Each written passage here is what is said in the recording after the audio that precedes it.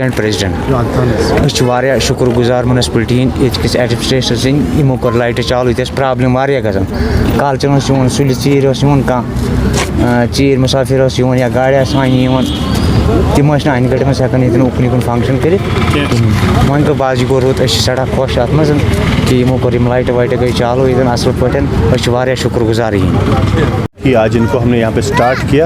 ये जो हमारा टाउन ब्यूटिफिकेशन प्लान है उसका एक हिस्सा था।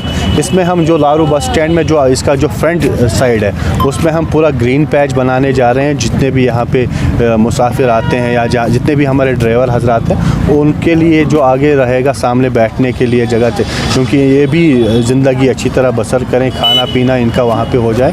और इसके अलावा बाकी जो हमारा पूरा टाउन है उसमें भी जो प्रोग्राम्स हैं हमारे ब्यूटिफिकेशन के, इंशाल्लाह by the start of this अप्रैल सारे जो जितने भी हमारे ये हैं प्रोजेक्ट्स वो सारे स्टार्ट हो जाएंगे। बस ये आज हमने स्टार्ट की क्योंकि आप खुद भी जानते हैं कि मौसमी सरमा ख़त्म हुआ, फिर अब हमारा मार्च आ गया, अब काम करने का सीज़न स्टार्ट हुआ। तो हमने सबसे पहले आज पहली हमारी इनाग्रेशन थी जो हमने यहाँ पे की, जो लाइट्स यहाँ पे हमने इंस्टॉल की। लोग काफ़ी खुश हो गए यहाँ पे, खासकर जो लारू बस स्टैंड में जो आपने ये लाइटें इंस्टॉल की। इसके बगैर जो अगर हम पूरे टाउन की बात करें, अभी भी जो स्ट्रीट लाइट्स का इशू है एक मामला बना हुआ है पिछले कई सालों से। इस हवाले से आप क्या कहना चाहते हैं? देखिए जनाब, मेरे साथ मेरे भाई बैठे हैं जाहिद साहब जो हमारे AEE भी हैं। मैंने इनको ऑलरेडी लेटर लिखा हुआ है कि आप हमारी जितनी भी स्ट्रीट लाइट्स है उनका एस्टिमेट बना के दें, हम हमारे नॉर्मल फंड से उनको ठीक करेंगे।